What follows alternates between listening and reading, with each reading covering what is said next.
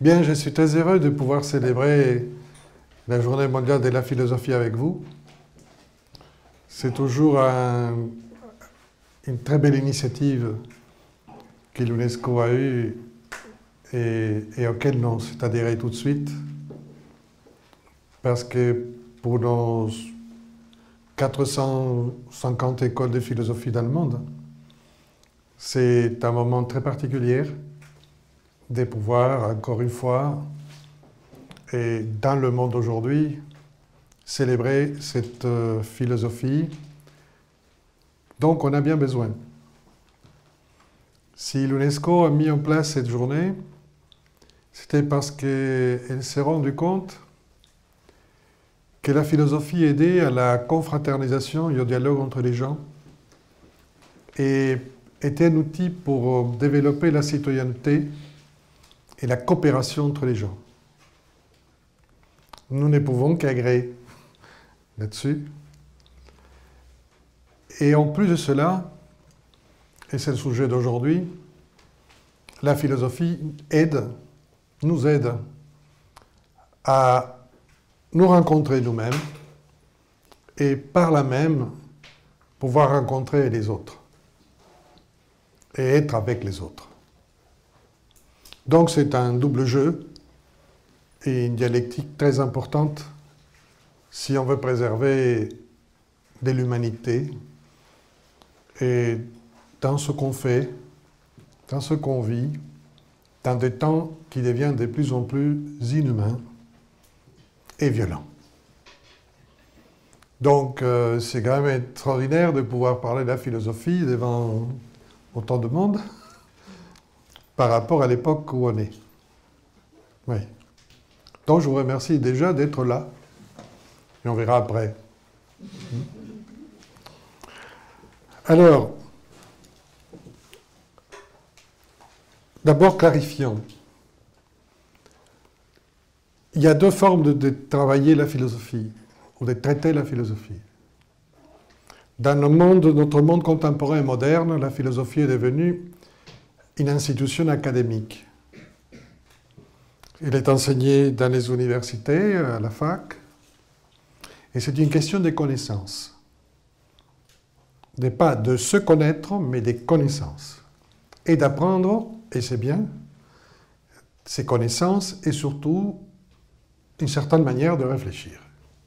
Ce qui est honorable et positif. Je le dis tout de suite, que ce soit clair. La relation qui s'établit à la fac est celle des professeurs et d'élèves. Je pense que vous le savez, peut-être. Et le professeur doit démontrer qu'il sait beaucoup de choses, et qu'il sait les enseigner de manière compréhensible. Ce n'est pas toujours le cas, mais quand on a un prof comme ça, on aime la philosophie. Et quand on n'a pas un prof comme ça, on est en distance avec la philosophie. Bon, parce que ce n'est pas non plus une matière facile. Et je ne vais pas les excuser, mais je vous le dis, ce n'est pas évident. Et l'élève est considéré quelqu'un qui doit faire des efforts pour apprendre et emmagasiner un certain nombre de connaissances. Voilà la relation professeur-élève qui est ce qui s'est institué dans les derniers siècles dans la relation de l'enseignement de la philosophie. Dans le monde ancien, ce n'était pas du tout le cas. C'est pour ça que je voudrais quand même clarifier. Dans l'Antiquité, où est née la philosophie, je pense que vous êtes au courant, que le mot philosophie est un mot grec, amour de la sagesse, amour de la vérité. Bon, bref. La question était très différente. La question était pas tant de savoir et des connaissances, mais de comment je pouvais appliquer sur moi-même les enseignements que je reçois, pour les valider ou pas. Puisque c'est par l'expérience qu'on valide un enseignement. Donc la relation était tout à fait autre. C'était une relation de maître et disciple dans laquelle quelqu'un essayait par son comportement, et pas simplement par sa connaissance, de transmettre une forme de vie ou une manière d'envisager la vie. Dans ces cas-là, d'envisager la vie en tant que philosophe. C'est-à-dire avec une certaine maîtrise de soi et une bonne volonté d'empathie et de compréhension envers l'univers et la société. Et le disciple était celui qui était capable d'accepter une discipline de vie. Mon disciple vient de discipline, ne vous inquiétez pas, je n'ai pas de bâton. Des disciplines de vie quotidiennes pour pouvoir expérimenter l'enseignement reçu. Et c'est par l'expérience partagée entre maître et disciple qu'on philosophait. Sur la manière de dialogue et d'échange, parce que c'est la base, et sur aucun point de vue sur la forme d'assujettissement ou de dogme. Et l'examen, le diplôme, c'était votre vie. Voilà le diplôme. C'est-à-dire, il était appelé un philosophe, quelqu'un qui se conduisait comme tel. Voilà, c'est tout. Ce qui n'empêchait pas l'existence d'une multitude d'écoles de philosophie avec des orientations parfois diverses et parfois très différentes, mais qui étaient tous dans cette optique. Donc, nous faisons à la Nouvelle Acropole une distinction entre cette philosophie à la manière classique, héritée des anciens, qui était une philosophie pratique, de la philosophie académique. Certains parmi nous, on était même profs à la fac, hein? Mais ça n'empêche pas de vouloir pratiquer ce qu'on apprend. Okay? Parce qu'il n'y a pas que la séparation temporelle. Il y a beaucoup de gens qui pratiquent ce qu'ils enseignent. Donc, je voudrais quand même que ce soit clair. Et cette philosophie pratique va nous permettre de rentrer dans le sujet. Et que c'est des pratiques pour la vie intérieure. On est d'accord? C'était pour ça. Hein? Bien. Alors, mettons-nous d'accord aussi sur les mots, parce que bon, je sais, c'est un peu compliqué, les philosophes, il faut toujours qu'on se mette d'accord sur les mots, parce que les interprétations des mots sont incroyables, surtout dans le langage courant, etc. Alors, c'est quoi une pratique? Parce que une pratique, c'est du point de vue philosophique, c'est la volonté de connaître quelque chose par soi-même, en soi-même. Il y a une volonté de savoir, de comprendre, et c'est parce qu'on veut connaître et parce qu'on veut savoir, et ce savoir, qu'on va faire une pratique. C'est un peu, une pratique est composée d'exercices. C'est pour ça que Pirado, qui a restitué la philosophie antique au XXe siècle, que je conseille à tous de lire son livre fondamental sur les exercices spirituels dans les écoles de philosophie antique, réédité 1000 fois en poche. Vous n'allez pas vous perdre trop d'argent, mais vous pouvez gagner beaucoup de choses intéressantes. Et expliquer fondamentalement que cette pratique était vouée à la découverte et à l'entretien de la vie intérieure à partir d'exercices. Alors, évidemment, ce n'est pas des exercices simplement de musculation, bien que dans beaucoup de plans éducatifs des anciens, comme celui de Platon, il fallait relier les pratiques du corps avec celles de l'âme. Et c'est comme ça qu'est née cette idée qu'un mental sain dans un corps sain. Parce qu'on n'est pas divisé. Pour les anciens, l'opposition corps-esprit n'existe pas.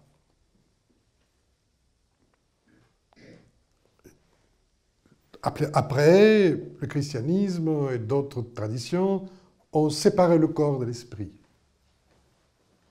Mais dans l'Antiquité, il n'y avait pas une séparation, il y avait une large cohabitation et interaction. Les anciens savaient parfaitement que les altérations de l'âme pouvaient altérer le corps et que les altérations du corps pourraient influer sur l'âme.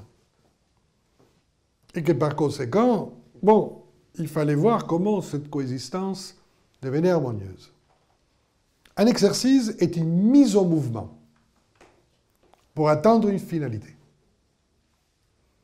Donc, vous voyez déjà que pour pratiquer, il faut se mettre en mouvement. Premier conseil. Un mouvement conscient. Un mouvement volontaire. Et bien sûr, vous me direz, mais on est en mouvement. Oui, poussé dans le métro, poussé par le réveil, poussé par le boulot, c'est-à-dire motivé par des conditionnements extérieurs à soi. Parce que le jour où tous ces éléments extérieurs ne sont pas là, mettons dimanche, ce mouvement change. Et il devient plutôt horizontal. Je ne nie pas le besoin de se reposer, ni de faire la fête. C'est simplement pour vous expliquer qu'il y a énormément de moteurs extérieurs qui nous mettent en mouvement sans que probablement on ait décidé consciemment de le faire. Et c'est que le philosophe, comme première pratique, va exiger dans cette pratique, c'est bon, appuie-toi le bouton. Et toi, tu es le moteur. C'est toi qui dirige. C'est toi qui t'es mon mouvement. Donc, ton mouvement vient de toi. Donc, le mouvement naît, dans ces cas-là, de l'intérieur de soi et pas de l'extérieur. Donc, ce n'est ni les circonstances, ni les personnes qui doivent nous mettre en mouvement. C'est déjà important, ça exige une énorme autonomie et une très grande non-dépendance de ce que l'autre va penser, de ce qu'on attend de moi, etc. Vous voyez? Ces mouvements internes vers l'externe et une pratique de liberté. Puisque c'est l'autonomie. Donc, vous voyez déjà que la pratique philosophique est exigeante et pas simplement intellectuelle. Et il y a un moment où il faut réfléchir, c'est sûr. Et surtout au sens du mouvement qu'on va donner. Je vais où? Oui, parce qu'on peut se mettre en mouvement et partir dans tous les sens. Et dans ces cas-là, le philosophe dira, non, non, on ne peut pas partir dans tous les sens. Il faut aller quelque part qui a du sens pour nous et qui a une finalité qui nous élève. Donc, voilà pour la pratique. Simplement pour clarifier la pratique, avec ce qu'on appelle les exercices philosophiques ou spirituels, comme Pirado l'avait appelé, etc. On reparlera après. Mais déjà, il y a une exigence qui est de se mettre au mouvement et de vouloir savoir au-delà des apparences.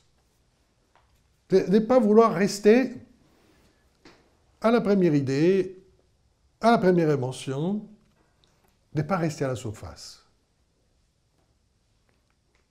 En général, comme on est peu centré et trop agité, dans la journée, il y a plein de sollicitations, je ne sais pas si vous savez, et beaucoup de distractions.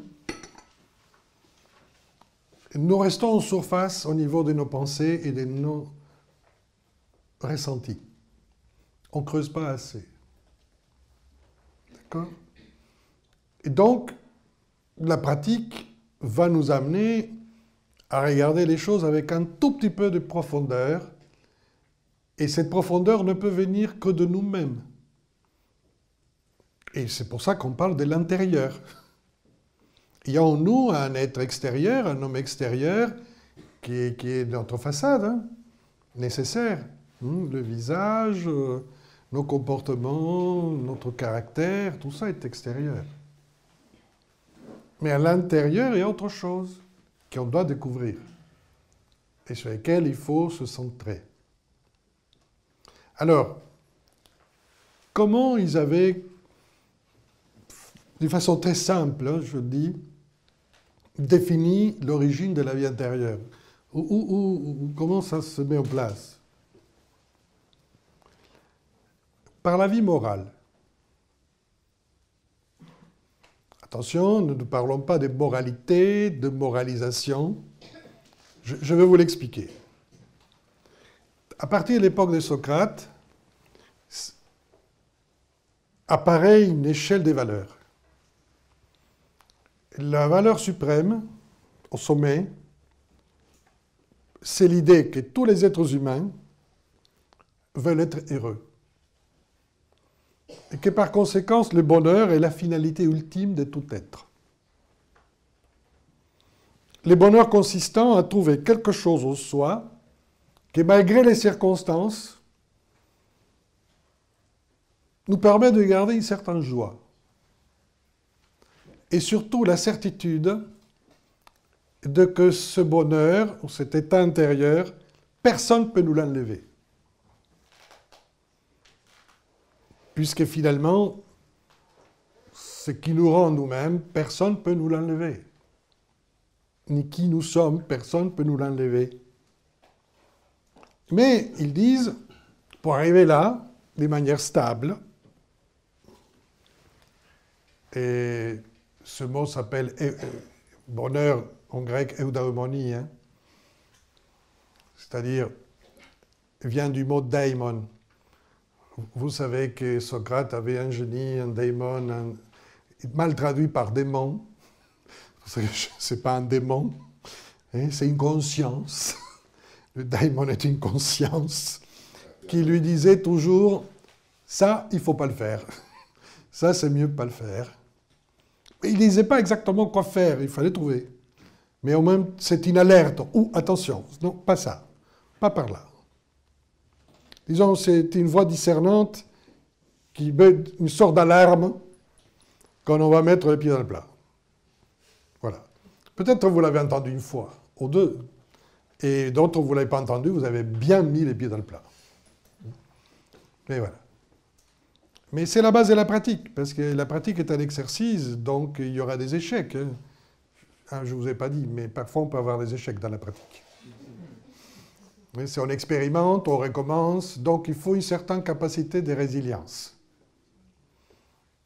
Et donc, je reviendrai après, mais des répétitions, disaient les stoïciens, des répétitions conscientes, pour ne pas faire les choses mécaniquement. Donc, répétition consciente, pour que chaque chose qu'on fasse soit imprégnée de nous et du sens qu'on va donner à ce qu'on fait. Et ainsi, la répétition devient plus une répétition exactement. En apparence, on fait la même chose, mais comme la conscience a changé, espérons-le, on retire autre chose. C'est comme entendre une musique une fois, une deuxième fois, une troisième fois, on entend différemment cette musique. C'est comme relire un livre de philosophie ou une phrase, et d'un coup, quelque chose qui nous avait échappé, ah, là on vient de capter quelque chose de nouveau. Vous voyez, ça c'est la répétition consciente. Et comprendre donc qu'on a besoin de répéter parce que justement, il y a toujours de nouvelles choses qui peuvent apparaître de la même chose. C'est comme avoir la prétention de connaître quelqu'un. On l'a vu une fois, c'est fini. Oh, c'est parfait. Mais c'est ni fini ni parfait. Il faut creuser un peu plus. Il faut aller plus loin. Alors, revenons. Comment on construit cette possibilité d'être dans le bonheur de manière stable. Et les anciens vont vous dire, il faut être capable de produire des biens métaphysiques. Alors là, des biens métaphysiques. Alors qu'est-ce que c'est un bien métaphysique? C'est donc quelque chose qui n'est pas quantifiable. Ça va au-delà de la matière, donc je vous donne un exemple. Le courage est un bien métaphysique. C'est le premier bien qu'il faut que chacun produise. Parce que le courage nous permet de faire face à ce qu'on ne connaît pas. Devant l'inconnu, on a peur. Donc, devant l'ignorance inconnue, on a peur. On sait qu'on ne sait pas. Génial! Oui, mais alors, on sait quoi? Et comment on fait alors devant le fait de ne pas savoir? Il nous faut du courage. Qui va produire le courage? On ne peut pas aller à une épicerie pour demander 3 kilos de courage pour pouvoir les ingurgiter et faire face. Nous devons le produire nous-mêmes. Bon, donc, vous ne le saviez pas, les êtres humains, nous sommes des producteurs permanents des biens métaphysiques quand on les décide. C'est gratos.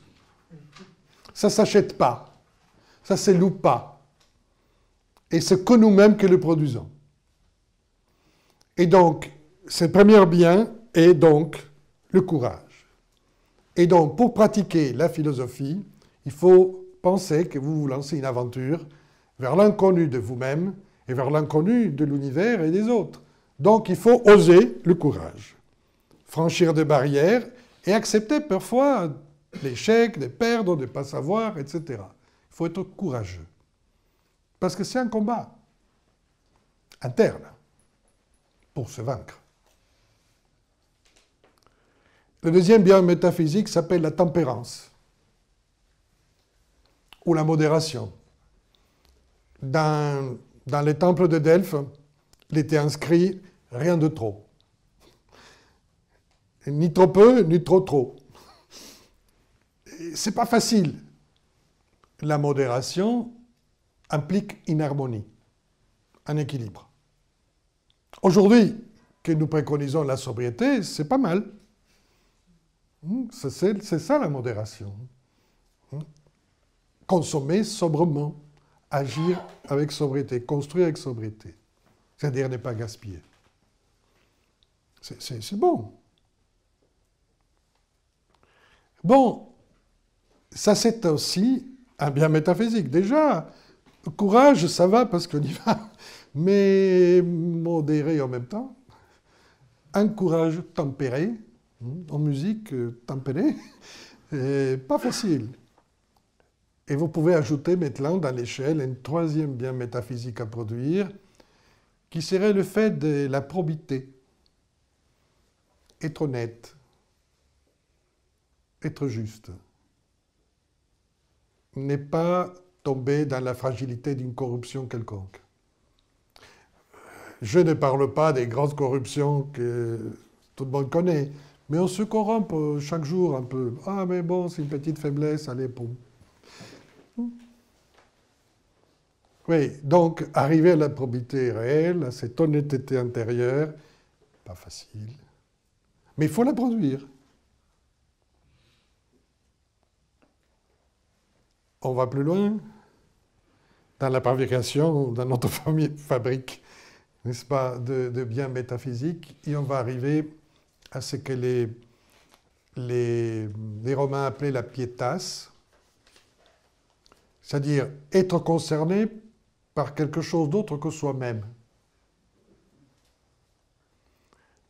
La terre où on est né, l'ami, quelque chose qui n'est pas soi-même mais qui mérite notre respect et qui mérite nos comportements, sans attirer l'attention sur nous, tout simplement d'exercer ce lien d'amour, de relationnel, de respect vis-à-vis des choses qui, n'étant pas nous-mêmes, nous considérons qu'on faisons partie de nous-mêmes.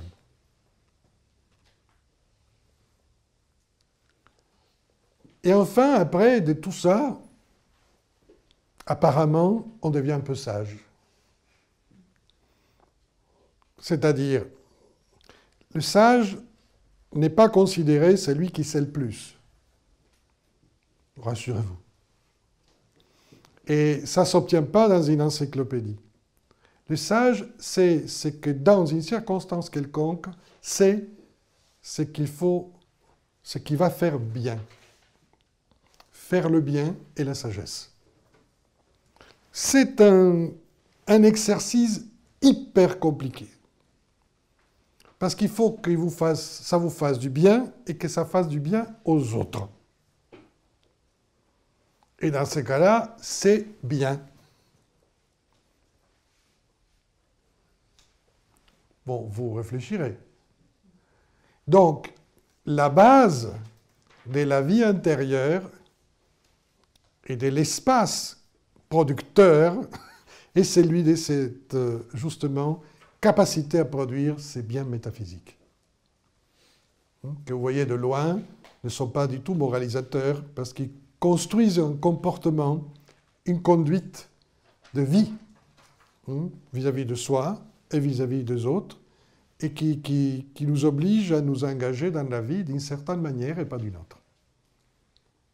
Ce n'est pas forcément une manière particulière de penser. C'est une manière particulière d'être dans la vie. Voilà. À partir de là, nous devrions... Et après, il parle des biens secondaires, les biens constitutifs, pardon, qui sont la richesse, la santé, des choses qui dépendent des autres aussi, et que les circonstances peuvent nous enlever. La santé peut m'être enlevée ou redonnée, la richesse, etc. Donc, ce sont des biens constitutifs. Et bien utiles, hein. Il s'agit de les utiliser avec sagesse. Du Socrate, il disait, bon, une coupe de vin, ça ne fait pas de mal, si on ne devient pas ivre. Hein. Donc, chacun devrait savoir jusqu'où il peut y aller, quoi. Donc, c'est ça, l'utilisation de la sagesse pour ces biens. Et enfin, il y a les biens hyper accessoires, qu'on dirait aujourd'hui les biens de consommation. Donc, ce qui est périssable. Si vous réfléchissez 2 minutes, vous verrez que cette échelle des valeurs, bonheur et qualité, ouverture morale, éléments constitutifs de santé, etc., et accessoires, dans notre monde du XXIe siècle, c'est inversé. Parce que le top 50 de l'échelle des valeurs, ce sont les biens de consommation. Et oui, les t-shirts à la mode, le tennis à la mode, la tablette à la mode, et c'est le top. Si je n'ai pas ça, les gens commencent à faire des caprices, commencent à délirer, ils sont anxieux, ils sont malheureux, ils commencent à insulter les parents, c'est compliqué. En tout cas, les parents qui ont des enfants doivent le savoir. Ou ceux qui ont quitté, il y a très peu de temps, l'enfance aussi. Après, il y a bien sûr la santé, la richesse, les biens matériels, etc. Après, on se pose la question sur les biens moraux. Et bon, mais le bonheur, on verra après. Ou il devient simplement un moment de félicité dans l'immédiat. Donc c'est très, très différent. Et il faut qu'on comprenne qu'aujourd'hui, pratiquer de la philosophie à la manière classique est presque subversif. Parce que c'est une inversion totale de l'échelle. Totalement, c'est une inversion totale de l'échelle des valeurs. Voilà. Mais l'unique subversion positive est celle du développement intérieur. C'est l'unique source possible des changements. Durable et réel. Donc, voilà pour la question de la pratique, parce que c'était le titre, et de la vie intérieure. Donc, ou de l'espace où se déroule cette vie intérieure, qui, vous voyez, n'est pas un espace psychologique. Ce n'est pas un espace obsédant, c'est pas j'aime pas, pas du tout. Sur cette question-là, c'est relativement froid. Le psychisme, n'est pas un outil philosophique. Et on a fait beaucoup d'utilisations dans les derniers siècles et beaucoup d'alibis pour. Il s'agit d'avoir une psyché équilibrée, ce qui est différent, à partir de la production des biens métaphysiques.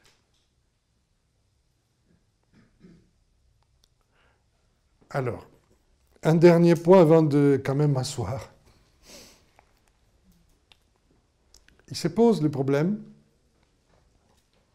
fondamental que je retrouve partout. Je voyage beaucoup, dans beaucoup d'écoles, beaucoup de lieux, beaucoup de pays, beaucoup de langues.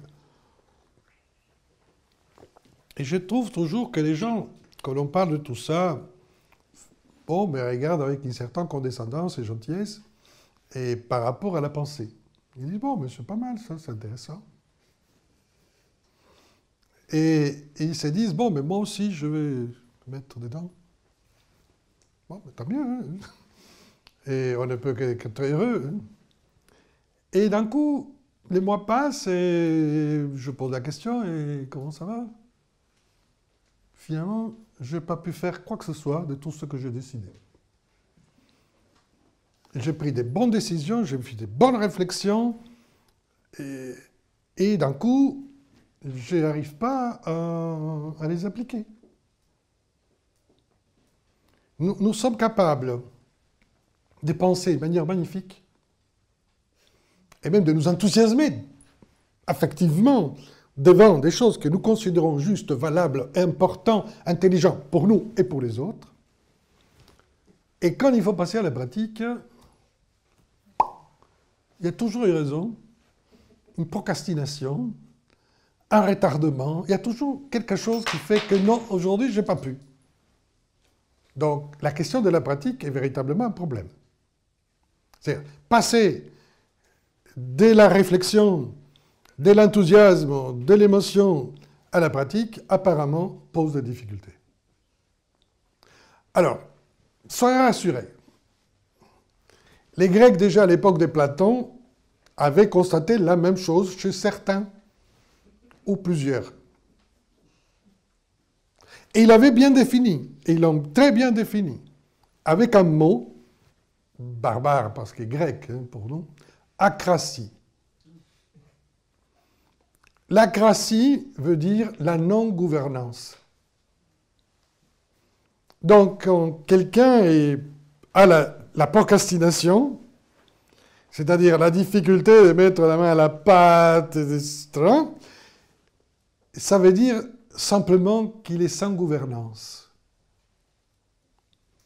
C'est-à-dire qu'il n'y a pas à l'intérieur de lui quelque chose capable de le gouverner. Et qu'il est gouverné par l'impulsivité du désir immédiat. Parce que quand on posait la question à Platon, Aristote, bon, mais pourquoi?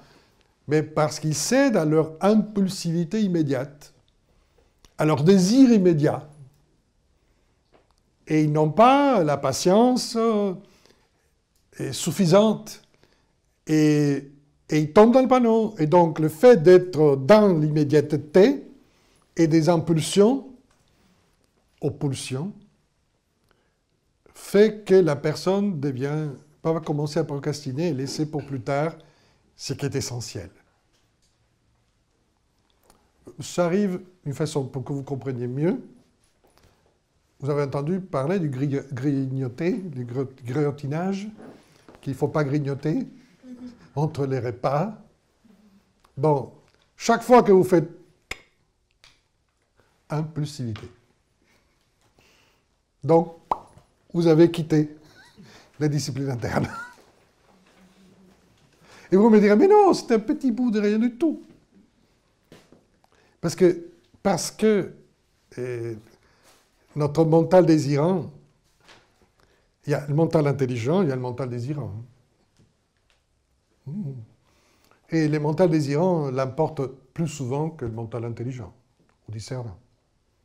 On dit, mais non, mais c'est rien du tout, regarde, c'est un petit bout de fromage, un petit truc de rien du tout, un petit gâteau. Oui, mais le petit avec le petit à la fin, ça fait... Bon, voilà. J'espère que vous comprenez. Oh, non, je ne vais pas consulter Internet aujourd'hui, ni Facebook. Bah, quand même un peu. Fini. Fini, attrapé. Dans la naze. Dans la naze. Et on a perdu le contrôle. Non-gouvernance. Acratie. Donc, concept déjà connu depuis 25 siècles et assez puissant, puisqu'apparemment, il ne s'enseigne pas, mais se pratique souvent. Parce que ce qui est extraordinaire avec ce qui ne sont pas les biens métaphysiques, c'est qu'ils ne s'apprennent pas, mais on les fait. Parce qu'ils sont des impulsions et des instincts. Et ils sont dans notre mécanicité. Donc, si nous voulons la pratique réelle, nous sommes obligés d'analyser quelles sont nos mécanicités. C'est-à-dire nos actions non conscientes. Parce que d'un coup, on se rendu compte, vous savez, la pulsion d'achat, par exemple, dans un supermarché, quand les gens viennent avec, ils avaient une liste comme ça, et après ils arrivent avec une liste comme ça, ils détalent tout ce qu'ils ont acheté, ils disent, mais pourquoi j'ai acheté ça? Qu'est-ce que je vais faire avec ce truc? Je sais que notre société de consommation est beaucoup plus experte que par le passé à développer cette pulsion. Vous comprenez? Et ça, donc, ça implique une bonne formation de soi d'aller au supermarché, vous comprenez? C'est un exercice violent, je vous assure. Il y a toutes les sirènes, il faut s'attacher au poteau, aux mains principales du bateau comme Ulysse, pendant que les sirènes chantaient. Oui, parce que c'était démentiel, et passer doucement, doucement, doucement avec le caddie. Il n'y a que ça, il n'y a que ça. Et c'est un exercice de centralité pratique quotidienne impressionnant. Ou par semaine, je ne sais pas. C'est formidable. Et après, vous cochez votre liste, vous cochez le ticket pour savoir s'il y a une différence. Et vous allez pouvoir pratiquement comprendre ce qui vient d'arriver. J'essaie de vous donner des exemples simples. Il doit y avoir d'autres plus complexes. Mais c'est pour vous expliquer que c'est au quotidien que ça se joue. La pratique philosophique ne se joue pas dans l'abstraction, dans un monastère, dans un château, je ne sais pas perdu où. Non, tous les jours, tous les jours. Tous les jours nous donnent des épreuves et des éléments sur lesquels nous pouvons nous tester parfaitement. Mais parfaitement. Donc, les scénarios, c'est où on vit, pas cher non plus, vous voyez. Et quand les gens disent « j'ai pas le temps », je dis « si, tu as tout le temps parce que tu vis tout le temps ». Et comme tu vis tout le temps, tu dois quand même t'observer comment tu vis. Il suffit d'installer un observateur, un mirador, quelque chose, une tour d'observation qui te permet de régler la question et voir si tu peux produire à ces moments-là de la tempérance. Ou du courage pour ne pas le faire. Vous voyez? C'est-à-dire, Épictète disait que le courageux n'est pas quelqu'un qui se bat contre quelque chose, et d'hostile, je ne sais pas quoi, mais il se bat contre ce qui l'empêche de faire le bien. Et c'est là où il y a le courage. Je désire de faire dans cette lignée d'action, dans ce type de bien. Parce que je le considère bien pour moi et bien pour les autres. Voilà, pour la gracie. Et pourquoi? Bon, mais on n'arrive pas toujours à être d'un coup. Prenez-les comme quelque chose de normal et ne vous découragez pas. Non, parce que sinon on est mal parti. Il faut accepter qu'on aura des faiblesses, mais qu'on aura des moments de fierté intérieure en disant « bon, aujourd'hui, je me suis vaincu ». Il faut les noter. Il faut noter dans un petit carton, un petit cahier, carnet, ces grands moments, petits grands moments. Et aussi comprendre et noter, mais pourquoi je n'ai pas réussi aujourd'hui? Qu'est-ce qui m'est arrivé? J'étais où? Parce qu'il faut être présent. Le problème, notre conseil de la pratique, c'est la pratique de la présence. Oui, vous me direz, mais tout le monde ici est présent. Mais est-ce que vous êtes vraiment là? Ça, j'en sais rien. Parce que je n'ai pas la voyance de savoir où sont vos pensées, où sont vos divagations, où est votre fatigue qui vous rend un peu endormi. Je ne vous en veux pas, je vous le dis tout de suite. La vie est difficile à Paris. Donc, je peux parfaitement comprendre. Mais nous savons tous, surtout en pédagogie, que le rythme d'attention global est de 15 minutes. Dans le meilleur des cas. Et que donc, il faut répéter et relancer chaque 15 minutes au moins les gens pour qu'ils continuent à être là. Et là, c'est par la stimulation externe. Mais quand vous êtes seul, vous suivez? Qui vous stimule? Donc, il va falloir mettre un réveil dedans et commencer à faire une pratique d'attention sur soi. Et donc, ça s'appelle être présent. Les nombres d'absences que nous avons dans la journée est très important. Et notre société, sur la manière où elle fait, plus le travail dans les réseaux sociaux et autres, produisent des graves maladies d'inattention. Il n'y a pas que la dépendance, il y a le problème de l'attention. Et si on n'est pas attentif, on ne peut pas être centré, on ne peut pas être concentré. Donc, on est absent. Je conseille pour cela une pratique simple d'organiser sa journée dans un rythme de chaque 2 heures, 3 heures, faire une pause consciente. Prends 5 minutes. 5 minutes. Pour se retrouver seul. Une pause consciente.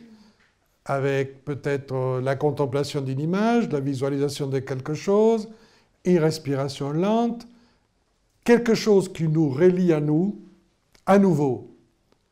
Je pense qu'on a besoin d'au moins 3 ou 4 pauses conscientes dans la journée. Et se les programmer. Parce que vous ne pourrez pas savoir si vous êtes absent ou présent, vous comprenez? Ça, c'est pas possible.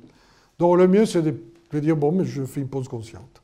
Et quand vous sentez que vous perdez un peu pied, parce qu'on se fatigue, on est en train de lire un bouquin, ou faire un travail, on est fatigué, faites la pause consciente.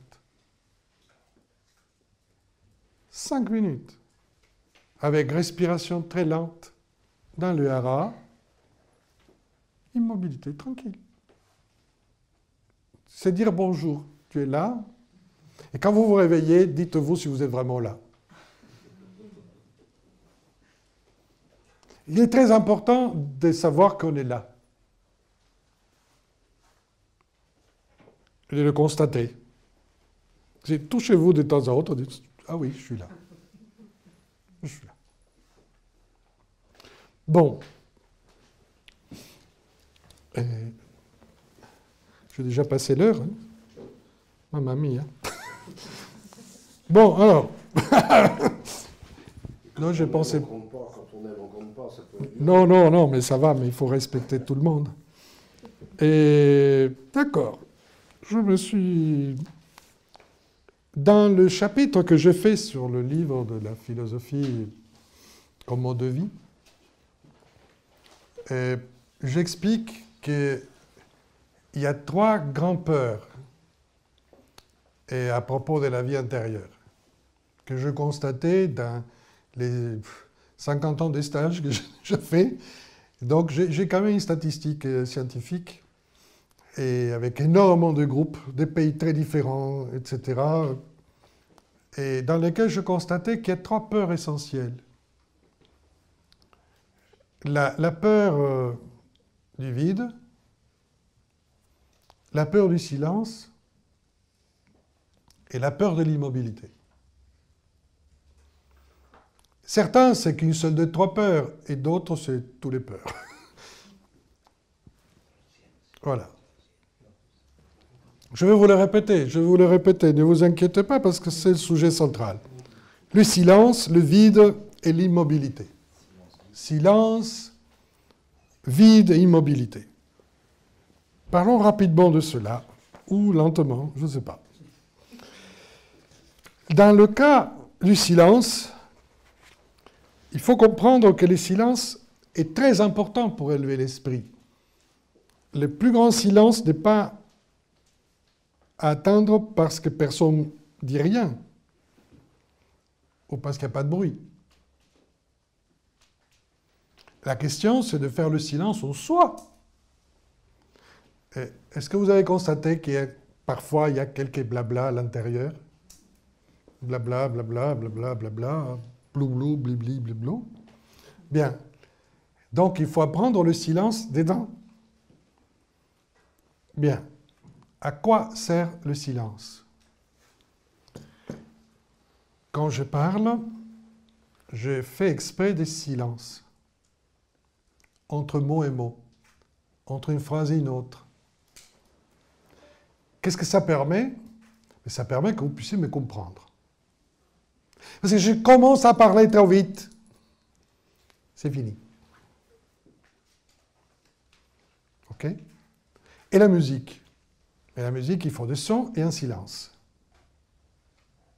Un son et un silence. Et en peinture, c'est les contrastes des couleurs. Mais il faut toujours une limite. Quelque chose qui limite. Et qu'est-ce qui limite? Le silence. Le silence est la source de toutes les limites. Et la première limite, c'est qu'on la ferme, quoi. On rentre dedans. La source de toutes les limites, pour se recentrer, et pour que l'ego personnel, le moi, vous savez, il y a moi, qui dit moi, c'est à moi, c'est à moi, c'est à moi, moi. Que moi se calme dans son blabla. Le silence calme le moi, et son appétence à avoir, et empêcher l'être intérieur de s'exprimer. Parce que tous ces bruits de fond empêchent le son de l'âme, de l'esprit. Il est brouillé. On sent qu'il y a un truc derrière, mais il est brouillé. Donc il faut petit à petit le silence. Parce que sinon, on ne peut pas se connaître ou reconnaître. On va s'attacher au bruit. Et on pensera qu'on est ce bruit-là. Et bon, mais il n'est pas génial toujours ce bruit. Il est jaloux, il est en colère, il a peur, il doute. À la fin, on ne sait plus quoi faire avec lui. Bien. Le silence permet de se contrôler et donc d'entendre plus loin et pour comprendre et se relier à sa véritable source. Et sinon, on ne peut pas écouter bien. Il y a trop de parasites. Et c'est vrai que les gens, parfois, ont peur du silence, parce qu'ils pensent que s'ils font le silence, il n'y a plus rien. Quand en fait, il y a le bruit, enfin, la musique intérieure. Et c'est qu'on peut capter le supérieur en nous, dans les choses, permet l'intuition. Donc, il y a beaucoup de choses derrière le silence. Attendez. On va parler du vide maintenant. Tout le monde sait aujourd'hui que l'univers est né du vide. Mon ami Trix Antoine, qui viendra vous parler ici à moi, astrophysicien, l'a très bien expliqué dans ses différents livres. Mais dans ce vide, ce n'est pas rien. Ce n'est pas qu'il n'y a rien. Il y a tout le potentiel dans le vide. Dans le vide, il y a toutes les potentialités. Tout ce qui est sorti et plus tard de ce vide était contenu dedans en état potentiel. Un état potentiel, c'est quelque chose qui n'est pas encore, mais qui pourrait être, qui pourrait exister. Il n'est pas encore. Tous les grains, bulbes des fleurs ou des céréales sont des fleurs et des céréales en puissance. Mais ils ne sont pas encore. Il faut qu'ils germent. Il faut que ce potentiel se transforme. Et quand le potentiel se transforme, il ne reste pas grand-chose de la graine. Hein. Mais il y a la plante qui va reproduire d'autres graines, etc. Donc, le vide, ou faire le vide, si on apprend à faire le vide, nous pouvons trouver notre potentiel. Nous pensons, et nous sommes certains, qu'aucun de nous va achever son évolution. Enfin, pour l'instant, on ne voit pas des gens parfaits. Hein, et on n'y croit pas non plus. Mais par contre, si nous voulons évoluer, si nous voulons changer, nous sommes obligés de faire face ou d'appeler des nouvelles potentialités. Parce que les éléments que nous sommes en train d'utiliser actuellement ne semblent pas suffisants pour nous accomplir. Donc on a besoin de faire appel à des nouvelles potentialités. Quand est-ce qu'on fait appel à des nouvelles potentialités? En général, hein, les êtres humains. Quand ils ne peuvent pas faire autrement. Oui, ils ne peuvent pas mécaniquement résoudre une situation. Ils ne peuvent pas rester parce que le confort ne les aide pas non plus. Et d'un coup, il faut qu'ils se décident. Ils disent, bon, il faut que j'appelle mes ressources, que je développe des ressources que j'ai jusqu'à maintenant cru que je n'avais pas. Et combien de fois les gens me disent, j'étais incapable de penser que je pouvais réaliser ceci, que j'avais tel moyen.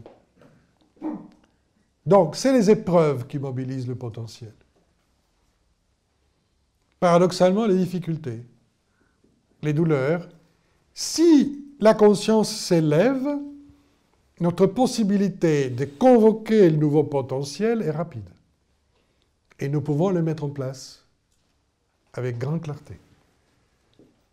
Dès là, l'importance d'avoir travaillé avant les fondements moraux, le courage, vous vous rappelez, la tempérance, tout ça, aide à garder la tête un peu froide, l'élever et aller happer le potentiel supérieur.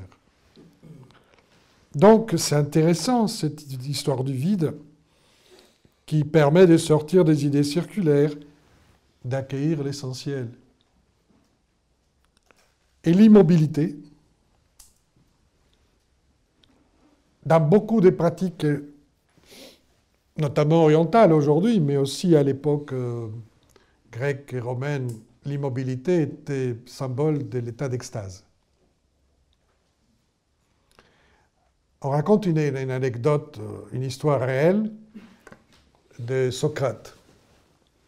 Après une grande bataille avec une autre ville, parce que les Grecs étaient parfois en guerre tout le temps, et Socrate était citoyen, donc il devait aller à l'armée, comme tout le monde. Hein.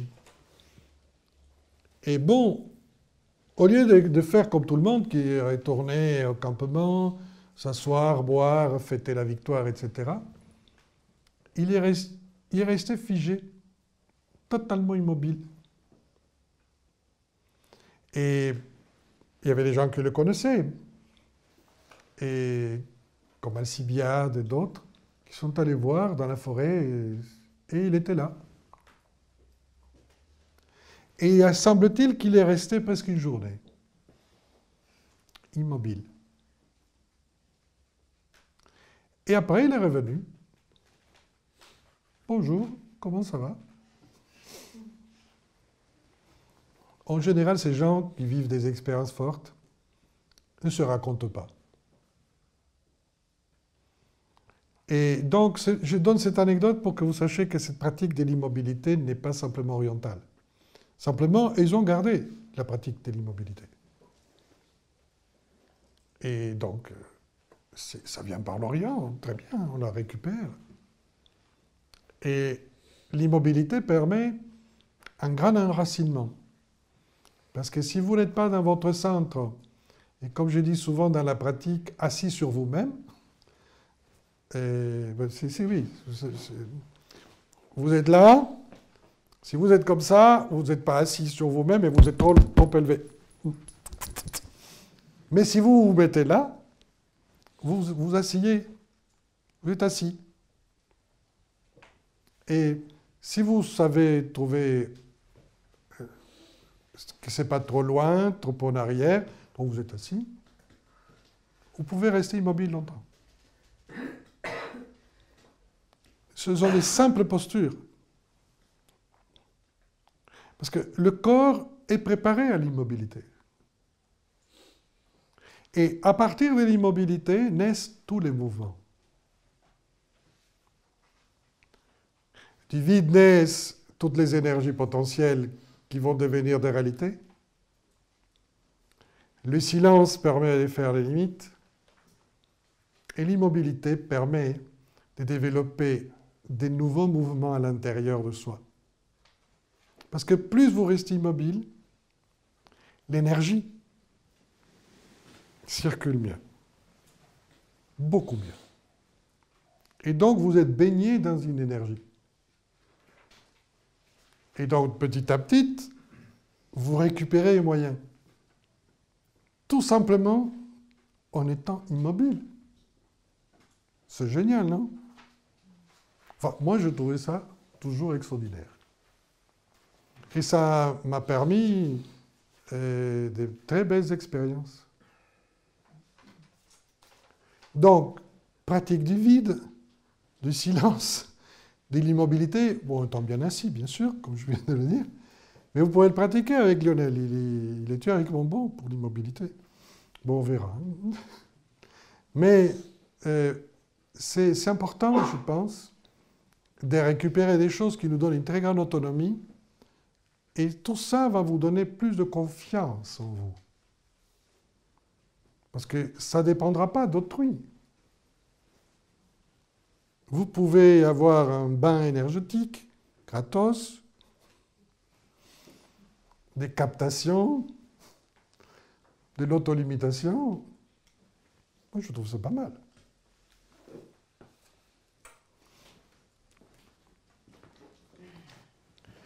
Donc ça, c'est l'idée de base. Vaincre ses peurs, développer donc davantage de mobilité interne, parce que quand ça bouge à l'intérieur, on peut agir mieux à l'extérieur, récupérer une partie de nous-mêmes que nous n'utilisons pas, et aller à la source, c'est-à-dire à la limite. Parce que les seuils sont importants, ce sont des passages. Bon, voilà. Comme c'est déjà 9h15, j'ai dépassé largement le timing.